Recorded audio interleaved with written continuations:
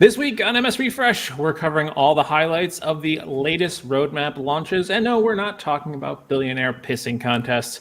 Plus, a deep dive into SharePoint site architecture and the future of Hubba sites.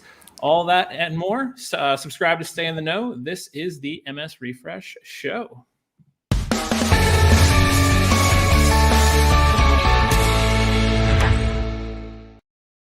Hi there, and welcome to the Matt and Sean 365 Refresh Show. This is episode 41 for the work week of October 25th, 2021. Coming to you from the East Coast, my name is Matt Wade. And of course, muted as always. You're on mute, bro. And of course, coming from the West Coast, Sean Bugler. Matt, how are you? Oh, I'm just peachy. How are you?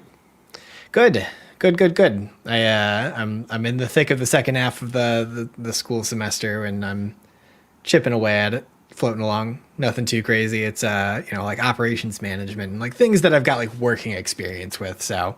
And does the working experience actually help you, or is it all theory and no practical application? So therefore, you still have to sit down and read a bunch of crap and then take tests on it. Still somewhere in the middle. I think it's for me, and it honestly is the value of me going back to school, is the lived experience isn't academic experience by any stretch. And while lived experience is absolutely super valuable, you end up with like a patchy road. And optimistically, what this is supposed to do is kind of help repave over everything and just give me a little bit more of a solid understanding of things. Wow, you have a very optimistic outlook on this. I would be the biggest cynic and be like, I already know what I'm doing. Just give me the P. We're going to call this a PF class, and I'm going to get the P. Let's walk. Just give it to me already. Yeah. No, there's definitely moments where I'm like, especially if I get paired up into groups with kids, that's not. Well, I feel like the separation is like. Hold on, did your beard just turn gray? Are you gonna? Just, you you should see the streaks starting to come in on the sides here. No, I mean like. Oh yeah.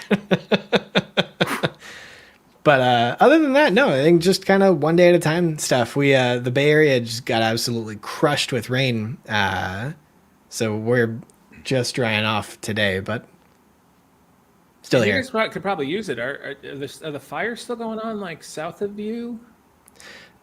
Yes. Yeah, there are not a ton, but yeah. And we are in a constant state of drought. So yeah, this is kind of a nice change of pace for us. Mm-hmm. Yeah, nope, I can hear that. Yeah, not a whole lot new here. It's a little chilly, a few degrees colder yesterday or this morning. We would have had some snow falling probably, which, it's a little early for that if you ask me, but... I don't think you're going to vote. Yeah, I think that's accurate. Yeah, I don't have really a whole lot more. So you want to just jump right into the news? What do you think? Yeah, let me get my news glasses on. Oh yeah, we need to make you there we go. Super smart. Reset. Boom.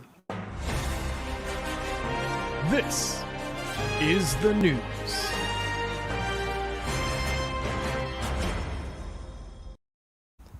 Well, it's the end of the month, and you know what that means. It's time to celebrate all the good stuff that launched this month in the Microsoft 365 universe. Starting with bookings. We never do this, and we should more often. But kicking off this week with some news for our friends on the government clouds. The Bookings app for Microsoft Teams, providing access to the scheduling and availability management tool, has officially launched in GCC. In separate but still interesting news for bookings, SMS notifications have also launched for US and Canadian customers. Lost my place there. The notifications are available for appointment confirmations, reminders, and cancellations. A quick update on Exchange. I'm falling apart here. A quick update on Exchange. A new PowerShell commandlet, Matt's favorite, is officially launched that will allow admins to tag emails sent from outside the organization with an external label. Now, if this sounds familiar, that's because many organizations have already found their own ways of applying similar labels in the past. They've often done that through transport rules and the like. There's no indication if and when this will become an option in the UI for Matt of the Exchange Admin Center, for example, but it's a meaningful resource in the fight against spam and phishing attempts. To start, the tag will be visible in the web, the new Outlook for Mac, and Outlook for iOS and Android. For everyone else, according to the roadmap, quote, in some Outlook clients, a mail tip will be included at the top of the reading pane, end quote. This may mean that users fond of the generic Apple and Android mail apps are still going to be out in the cold for now, or are going to have to make do with these custom HTML inserts that other organizations have been doing up to now. Jumping over to search with yet another update for our friends in government. The GCC rollout of Microsoft Search continues. With it, users can expect access to org-wide search via the Sweetbar search box in SharePoint, Office.com, and Microsoft Search via Bing. Two big value adds with the update include customizable bookmarks targeted to specific keywords, as well as Q&A answers directly in line with the search results. And, never to be forgotten, education tenants are also seeing an update to Microsoft Search as well. Officially launched according to the roadmap, Microsoft Search for Bing has come online with targeted capabilities to help students and educators discover classes and assignments. We'll drop a tech community blog post that's really interesting with additional details in the show notes below. Let's pivot to Microsoft Teams for a minute. Surprisingly, absolutely nothing launched this month for Microsoft Teams. Fine. Here's some key highlights for you. We've talked about it before, but meeting room capacity alerts have finally begun to roll out for Teams-enabled rooms. With this feature, if the Teams room camera creepily detects that a room is over capacity, based on data defined in the room account, it'll trigger an in-room alert so attendees can adjust or stand farther away from each other, or something. Our friends in the Department of Defense have finally received the refreshed in-meeting share experience of Microsoft Teams that most of us have already taken for granted and started demanding improvements to. Also officially launched for DoD, Together Mode, guest access support on mobile, macOS native Teams notifications, and, this one is still rolling out, presenter mode in desktop or window sharing. Other Teams updates launched this month include co-authoring encrypted documents using Office desktop apps, web apps, and Teams, default settings when opening Office files, including the Office desktop apps, web apps, and Teams, though it's important to note in this instance that the desktop apps can only be selected as a default option if the user has an Office version 16 or newer installed and activated. Chat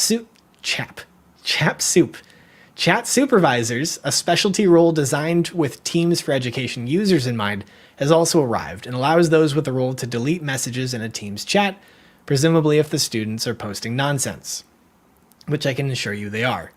And just barely an update for Microsoft Teams, more so a change to Outlook. Starting this month, users in Outlook for Windows, specifically, that schedule a large meeting, which is seemingly defined as 40 plus people or 10 plus distribution lists, will be prompted to review the meeting options dialog prior to scheduling a meeting. Now, if you're saying to yourself, meeting options dialog, what's that? I'm concerned. It's a really, really valuable resource, and I would highly encourage you to check it out. Think of it like a PSA, but for setting meeting passwords, auto-muting attendees on arrival, and other related useful nonsense. And finally, closing things out with SharePoint, a couple of minor but meaningful changes have come online over the past few weeks. First, editing modern pages in SharePoint is now fully enabled through the Teams experience. So this is particularly useful when a page is shared or pinned within a specific channel and demands regular updates. And lastly, more of an administrative change, but a welcome one nonetheless, a long-awaited option allowing admins to disable subsite creation in a more targeted manner has finally launched. You'll be able to find that starting today in the SharePoint Admin Center. That was the news. There we go. It's me. Good work. It's a me. It's a me. My apologies to the Italian-American community. So I didn't know about that Outlook external thing because I cannot stand when the text is added at the beginning of a subject line in an email and you can't read a friggin' thing when it comes to getting any sort of preview of any email. So it's going to be clean now, like a nice little tag that just says like, hey, FYI, don't be dumb. Yeah, so that's the gist of it. And it's starting out with just an external tag, and I think some additional language that's, like, please be mindful, blah, blah, blah. But yeah, no, it is nice to see Microsoft turning their attention to a standardized approach for that. Because you're right, organizations do kind of their own thing, whatever that happens to be. Some organizations insert HTML into the top of every external email, which means that now that's just directly embedded into every reply, every forward, every chain, every email of every email in the chain. But other organizations, to your point, also just completely co-opt the subject line, which is burdensome to the user, kind of dilutes the entire experience if you're very public facing. I avoid Exchange like the plague, so I was not aware of the back door. I'm aware of transport rules and things like that, but I hadn't thought about the fact that that's how people are adding these. I just assumed that this kind of thing was there before, but I hadn't thought about the fact that, like a sensitivity label, like a label has a little tag on it, right? Like that tag makes itself known in all the UI aspects. So yeah, that's a nice update. I'm gonna have to put that in my pocket for. Yeah, but I mean, it definitely does call into question how organizations currently allow email to be consumed. Like I know that in previous organizations, it's very laissez-faire. Like if you want to use the Outlook mobile app or the iPhone mail app on there, some IMAP client, POP3, whatever. Yeah, that's true. That's going to be a big limitation. It all comes down to risk, right? So if somebody decides to use their own app or the built-in app on an Android or an iPhone, it comes down to them having to understand the decision that they're making and the impact of that decision. So if something bad happens, theoretically, their IT team is putting the onus on them. But I'm sure their cyber Which, of course, team would say, every end user is absolutely thinking long and hard about the email clients they're using and enterprise security and the risk they're putting their organization. Lots of thought process going into that. Absolutely. Boy, I really like the chorus you got going on back. That's pretty nice. I love nothing if not the ambiance of Oakland, California. But pardon me for just a moment. On a similar note, we were going to talk today a little bit about SharePoint stuff. This is sort of my old school bread and butter, and it's kind of nice to dive into SharePoint every so often. So we were chatting a little bit about talking about subsite creation, and then sort of hub sites, and a couple of changes to both of these things, but they're all like related to each other in a big way in the ecosystem. So Sean, you want to jump into that a little bit, or? Yeah, we alluded to it a little bit in the tail end of the news there, but the last time we talked about this specific feature, which was going to give SharePoint admins the ability to control or at least curate where the subsite creation option was going to become available. And just for context here, and I'm just going to throw up an image here just to give you some context. The way that SharePoint used to work is you would have a collection of sites, and each site could have subsites underneath it, that were ostensibly just more SharePoint sites, but with a physical relationship with each other. We're not just talking about texting. Yeah. Like deep physical relationship with each other. No, please go on. I'm gonna write this down and start writing some dirty fiction along with it. Yeah, that's a missed opportunity. That's a niche market. Agreed. Yes. But it's very niche. But 6 or 7 years ago, Microsoft started really kind of moving us towards, in line with the modern transition away from Classic, towards this concept of hub sites. So rather than having this nested structure, having 2 or 3 sites and then just deep networks. Some organizations had just one site collection and then just deep networks of subsites. They moved us towards this idea of flat architecture, so that you would have just hundreds of site collections, none of which potentially would have subsites at all. So the last time we brought up this concept at all of subsites being kind of eliminated as an option, which you've always been able to do on a site-by-site collection basis, but at an administrative level, we got some feedback in the comments. We got questions in the comments, and it was a really great conversation, but we thought it was worth bringing up. To Microsoft's credit, they actually have a really good GIF on their docs page for hub sites that really helps, I think, visualize how hub sites work and how you can kind of decouple things or disconnect sites from one hub and move them to another hub later on as it becomes necessary. And yeah, I kind of like this as a way to kind of explain it for those people. It's a great visual metaphor of it. And this is kind of the value here, is that as organizations evolve, when you're using that nested architecture, it's not possible to, or at least it's not easily done unless you're a big fan of, ShareGate, which I am. No, but it's still really not it's not possible to do it cleanly. I remember going through, if there's one thing, I mean, death and taxes are the two things that we joke about always, being inevitable, organizational restructuring is the third, right? So if you have a main site and then a bunch of subsites, and it's like, HR slash benefits slash healthcare, right? And each one has a site. It's a nightmare when there is ultimately going to be a reorganization, whether it's in a line of business or in HR, where they decide to call it, what do we call it?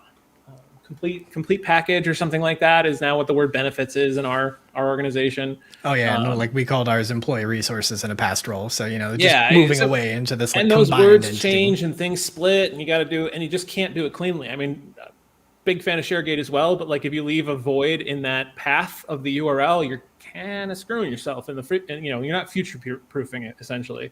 100%. Because links are forever, or at least that's the promise. Yeah. But yeah, so I thought it was worth bringing up, and obviously, like, there's a ton of stuff that Microsoft is still pushing in terms of this evolution of it. But the big question, and Matt, I'll throw it to you, like, why? Like, why would we move away from, for the entire duration of SharePoint's existence, it's always been site collection subsites. Like, why would we move away from that?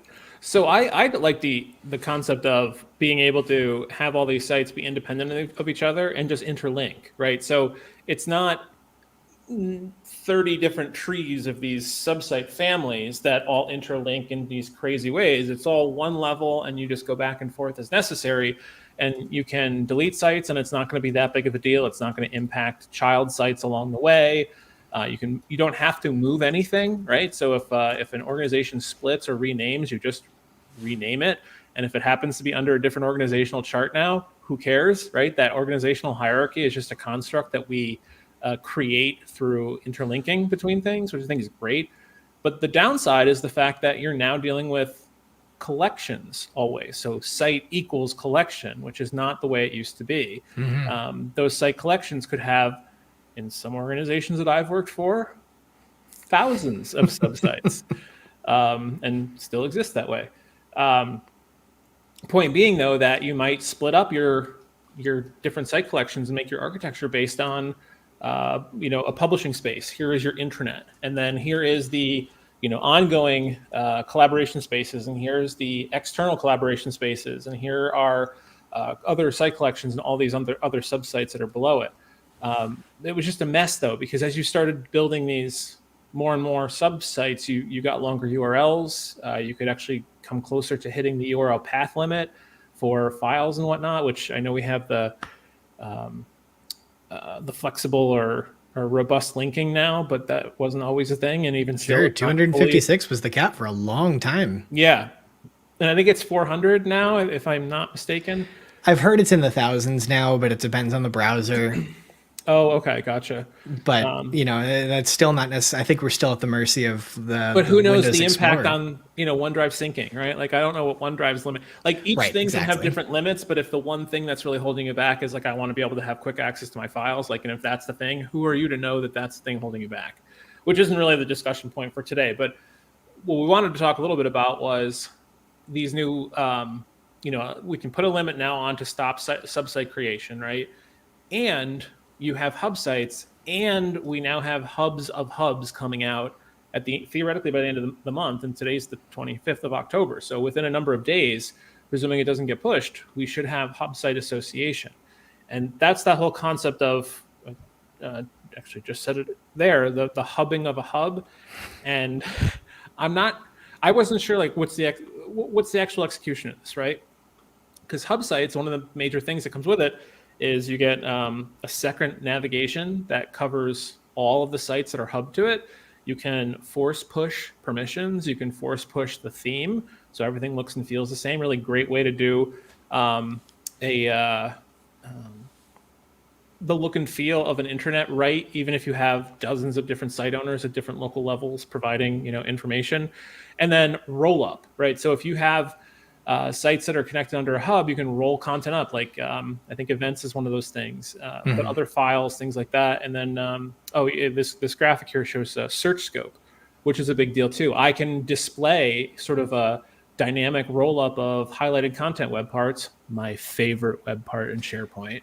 up on a homepage at the high level. But you can also do cross hub sharing too. So there's a lot of opportunity there, but you lose things with hubs or not having subsites. Such if you want to do like site columns within document libraries, when you had that big structure of sites and subsites, you could share one column type. Maybe it's a document type that was applicable to all those site collection sites, but they wouldn't be applicable to the rest of the company, for example, or the rest of the organization. That kind of stuff you lose. And interestingly, if you look at the roadmap item for the hub association, I was wondering, like, are they going to have now another level of navigation? Because that would be crazy. Or are they going to force push, themes down again? Are they going to do something else? And it turns out it's really just going to be about search scope. They're just going to, connect the search experience so that you can be searching in a search box and say, hey, look through all of these hubs, not just this hub, which is nice, but it's not a huge, impact. It's not like I wouldn't think of a new hub on top of two hubs where if the only shared resource is search. I don't really consider that a hierarchy in my mind, right? Whereas a regular hub and its associated sites, I do.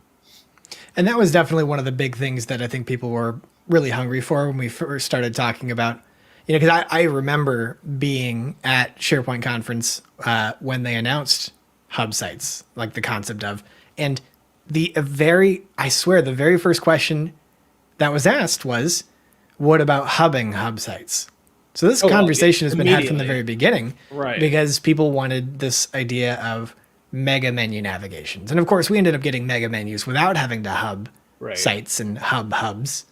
But it's been interesting to see how this concept has kind of transcended that. And it's not just been about the navigation piece. It's become about search. It's become about metadata, which is something that I think Microsoft is still trying to kind of figure out. That's been a big challenge that we're still seeing Microsoft try to work their way back to in a modern way. This idea of what does structured metadata across an entire tenant look like? Because we used to rely on site columns being set at the site collection level and trickling down. But that's not really the case anymore. And I think that the jury's still out on what that's supposed to look like in a modern experience. And a lot of people push back on, hey, you can go use managed metadata, across the tenant. And like, yeah, you can, but that requires a site admin to do something. And you're kind of forcing global terms down on people that may have no use for it. In fact, it might get in their way. That's one of the things I really don't like about the tenant-wide stuff, especially like templates. Yeah, okay, there's a project management team or site template that we can use that might be great for 40% of the population, but is that worth pushing out there to everybody if it's just going to affect a certain percentage? And same kind of goes for managed metadata. I don't know of a certain I don't think I've ever actually come across in a real world scenario a taxonomy setup that actually helps everybody in, and I don't mean like everybody has to use it every day, but like that if I were to pick 10 people, 8 or 9 of them would say, yeah, that's helpful to me. Right. I just haven't come across that, which to me makes me question, why would we even use it, right? And I've read the taxonomist handbook, and I've gone through all these knowledge management, content management type of learnings, and it's always theory. I've very rarely seen actual practice where a lot of this stuff works. I'm not saying it can or it doesn't. I'm just saying I haven't been exposed to it, and I feel like I try. Which if you're that person and you're watching this video, or somebody has sent this video to you and you're listening to this and you're going, no, that's us. Yeah. Please get in touch. We'd love to be wrong. Even in a big organization where you do a lot of contracts or work scopes and things like that, like you could have a document type thing, but like, okay, once you start making that column, people are going to be asking for all these nichey little document types. So your list is going to become 1,000 items long. And like, what's the value of that if you have that many items in a concept? But what I wanted to ask you actually, Sean, was, so I think hub sites sound great in theory and they can work well in certain situations, but I'm actually not really all that thrilled with them in practice so far. My concern with it is that you have, like in that GIF that we were just showing where people can kind of bounce around or sites can bounce around as necessary. Like you have more collaboration space and you have more publishing space. And that publishing space is probably more like your intranet. And you may have like wide audience intranet and you might have internal facing intranet. So like you might be having an engineering team of 1,000 people need like published information, but it's not really necessary for the finance people to see, right? Right. And my concern is that let's say you're HR and you have 15 team sites and you have a couple different published communication type sites that you want to get out there. Well, as an HR organization, you probably want all those things under the HR hub. But as an employee, I want the published stuff under an intranet kind of hub. But you can't really do that. And even with the hub association, that's not solving that problem either.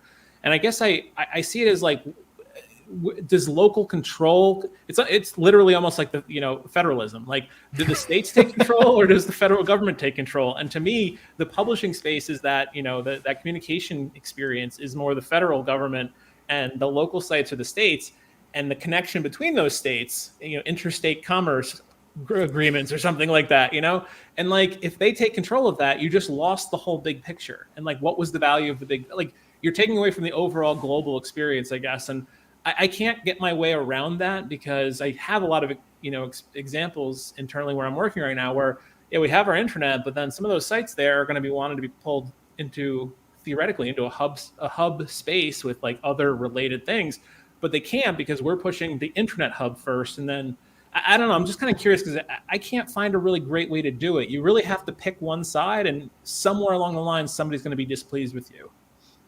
Yeah.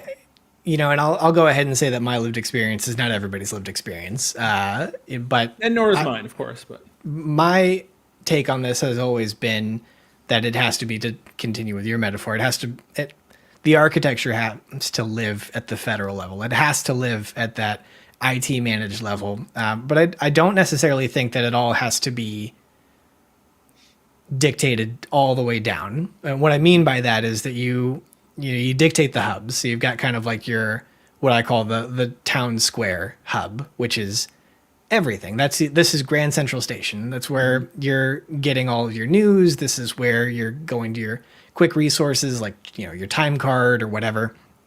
You can safely assume everybody in the organization needs access to this hub, the top level, so to speak. Yep. But then from there, you really start to turn your attention towards the functional hubs. So you mentioned like human resources, and that's one way to look at it, but it could very well be, employee resources as a hub. That could be finance, that could be HR. And you really start to focus on these hubs in terms of like function areas. And I think that's where hubs really start to shine. And the flexibility of these hubs, you might have projects that are in flight, that are active, that are ongoing, and there might be an entire hub of like active projects in that sense. But as these projects conclude and wrap up and become value adds or ongoing, maintenance and operations activities, you move them over to more kind of not stale, but more kind of operationalized areas of that. Might be where you take a project and move it over into like HR's hub site. But I really do think about it through the lens of building it around the people that are going to need access to it. Yeah. If that makes sense. And this is kind of conceptually like where Teams has kind of latched onto it as well, building it around people and trying to supply the content within there. But I do want to throw back to something you had made mention of when you were setting up the question, which was, you've got your kind of your intranet, which is the published component of it. But then there's also kind of like the team subset, the collaborative piece of it. And right. It can feel like those can't coexist. And I disagree. But I just think it has to be done well.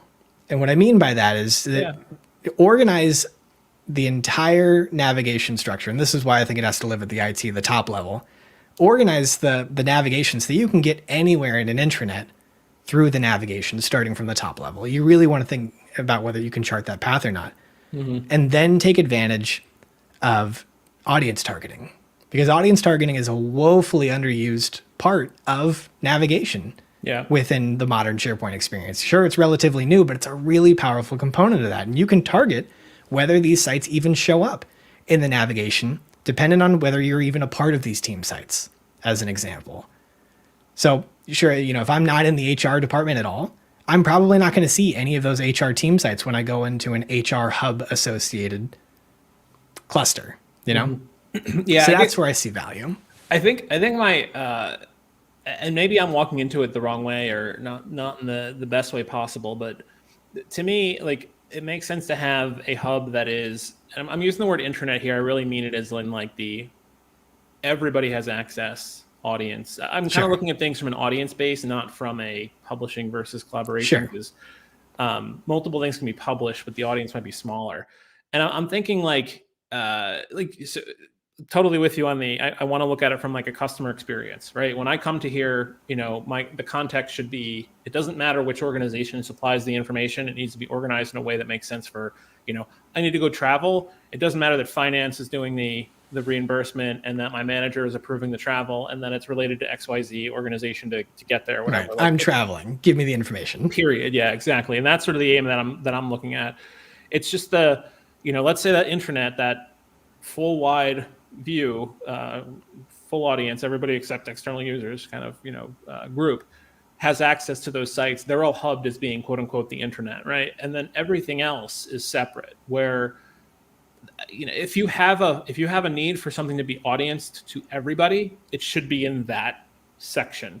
And that HR or, even an employee resources concept of a hub, that wouldn't be necessarily audienced to everybody. It might be audienced to the internal folks, like, hey, our HR needs to have their own templates and stuff ready to go, and like I don't need that as an IT person or another employee. And that's still a published experience because you don't want people just screwing around with the templates. You want that to be owned by somebody. But the collaborative space where the template was made and the collaborative space where the corporate policy was put together might be the same space, but ultimately you have to do a copy to push the template to the published space that might be in that, employee resources internal hub versus pushing the corporate policy to the everybody hub. And that's the thing that I find difficult because there's still use cases where, hey, HR might want to post their internal templates in the HR experience in the, the major hub. But I, as a non-HR person, shouldn't see that. It shouldn't bother me or get in my way when I'm looking for something actually useful for me. And yeah, you can audience you can get real deep into the targeting with, web parts and navigation, all that kind of stuff. It's just natural or organic progression or growth without a fully stocked team of individuals with the experience that you have. It would be really difficult to justify that kind of, very deep level tweaking, I guess. Sure. I mean, especially at scale. I mean, I'm definitely my historical experience definitely does range in terms of really small organizations and really big ones. And it can be idealistic if you've got 30,000 employees running around because now you can't make the hearts and minds pitch of here's why you want to think about it the right way because you just can't get to everybody like that. Yeah. It would be interesting to think about like split membership. Because right now it's, owners, members, visitors. That's kind of like the core three. But it'd be kind of nice to think about, what does, like how easily we could split visibility between like members and visitors as an example, like contributing or kind of collaborative individuals and being able to see draft content.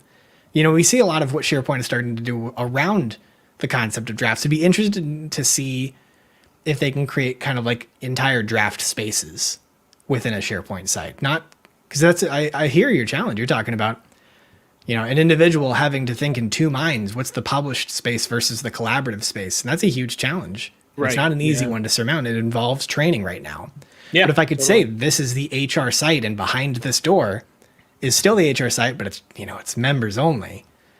That's worth considering. I think that would be an interesting venue to pursue. Yeah, no, agreed. You want to take a check for some comments, maybe? Yeah, let's take a look and see what we've got here. Big bucks, no whammies, says, what's the best way to get a better understanding or training with SharePoint?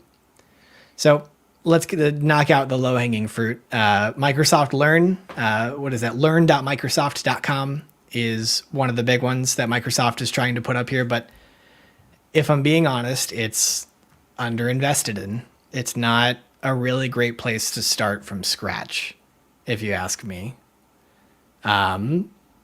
What's another one that comes to mind for you? So I like to point people. Now, granted, it all depends on what the question really is. So you're looking for, site best practice, like how to create a site, how to manage a site, that kind of thing. Is it the basics? I'm a big fan, at least from the basics side of thing, of the support.microsoft.com for SharePoint. which I'll drop into the chat right here. So, And for those of you watching this after the fact, we'll drop this into the show notes as well. yeah.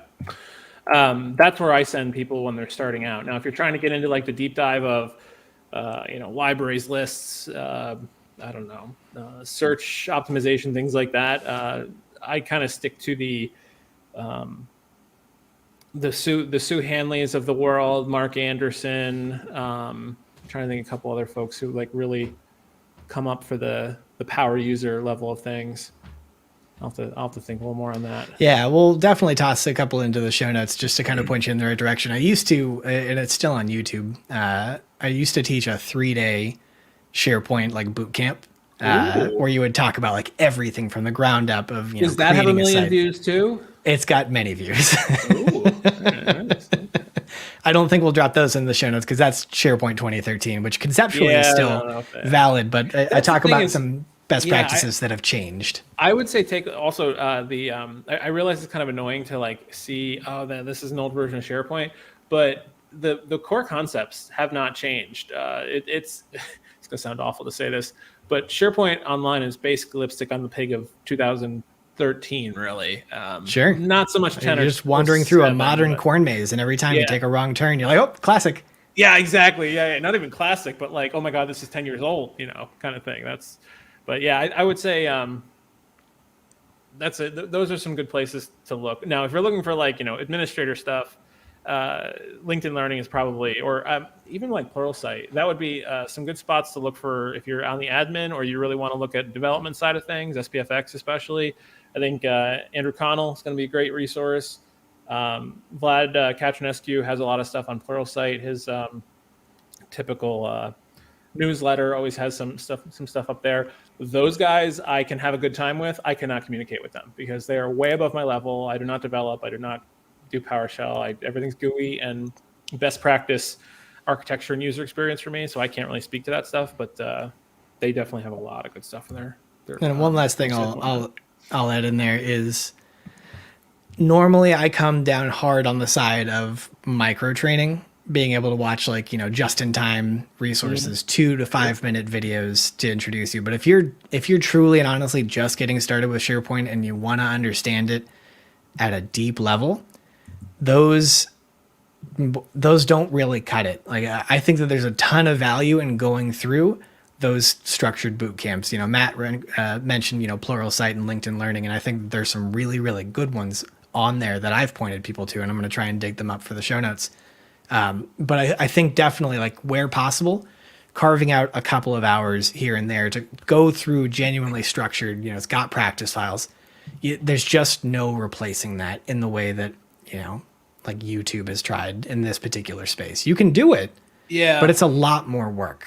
So and sometimes you just need that structure to see like this leads to this. Yeah, I agree with that. I also think even on like the user side of things, like when somebody asks me at work, hey, how do I use Microsoft Lists? Which, very loaded question. They don't realize it's loaded, but it's a very loaded question. Like I tell them like, first off, here are some resources that I have that are, base level stuff. But go to YouTube and find a video. And if the video isn't at least 45 minutes long, it's not giving you the information that you need to understand what you're actually signing up for, because you're making a strategic decision. If you end up building business critical, processes on top of that somehow, whether it's automated or not, right? Like even if you're just making a nice listing of the stuff going on so you can sort, filter by status, who owns it, whatever else, you need to know what you're doing. And then you can go off even further and like take advantage of the new formatting options that are built in. And then if you really want to play with the JSON, you can make it even prettier, but you need to know what you're doing before you really dive into it. And I realize a lot of people don't like the whole like, man, I had to spend 2.5 hours to like really learn how this product worked just to find out that I didn't want to use it, right? That's fine. That's still valuable because you walked away from it and didn't build on it to find out 3 months later that, this is the worst. And this is not what we actually wanted. So even like library setups, when people ask me, how to put metadata and stuff like that, into their team libraries, it's like, yep, you can do that. But you need like, if there's plenty of videos out there, but if it's not a half hour long on that one, like it's probably not going to give you the information you actually need to know, especially the tips and tricks, but also the landmines to avoid, So I don't know, I kind of push hard on when you pick a solution to do something for you, you're making a strategic decision. There should be no ad hoc decision making in this type of thing from the start. And you should also spend a little time sitting down talking to your colleagues about how you actually want to get the work done, and don't just assume everybody else agrees with you that what you came up with is going to be the right way to do it.